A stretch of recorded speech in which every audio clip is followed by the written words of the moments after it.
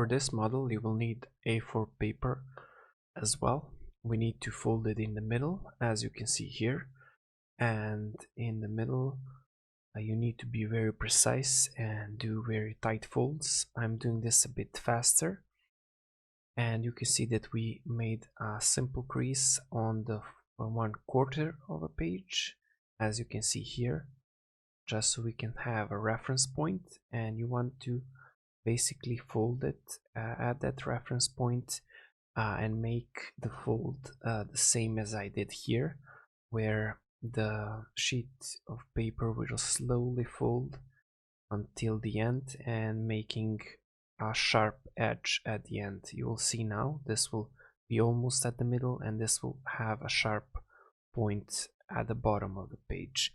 Now you need to be very precise when folding this paper plane, and you want to make the left size the same size as the right one.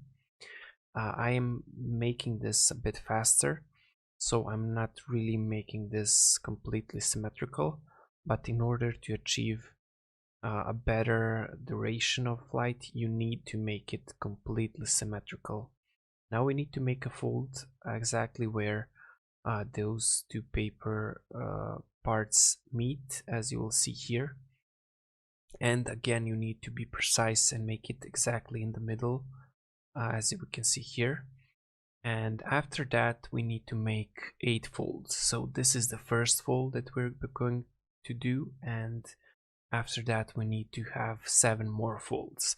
So as I said, the first one, now there is a second one, and while we're doing these folds you will see that the left side and the right side will have some creases that will actually make this a bit harder. So I will just make these cut these pieces by moving around to the top and then folding again. So just go with your hands and push the paper from left and right sides to the top under the creases that you are making, and then the left and the right fold that we did at the start will be the same as we did at the start. So now we're folding, and basically we'll be folding 8 times. And as I said, the first fold is the one that is a reference point, and you need to be very precise when making this. So this is the 7th fold. Again, I'm doing the creases, pushing the paper from the bottom to the top under the folds. So this will work. And now this is the 8th one, and we're almost done. So now we need to make sure the creases are tightly folded, and then we need to fold the plane in the middle. And you cannot just fold it, you need to make it a bit softer at that part, as I'm doing it here.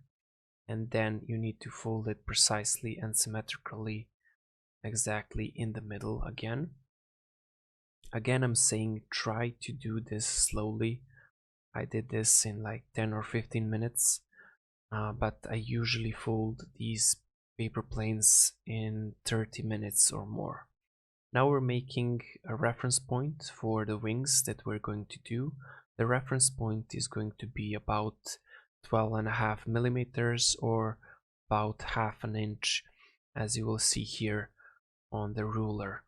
So you need to make that reference point, then make that one wing, basically fold it at the exact point. Again, you need to soften that part of the paper plane because we made so many folds on those parts.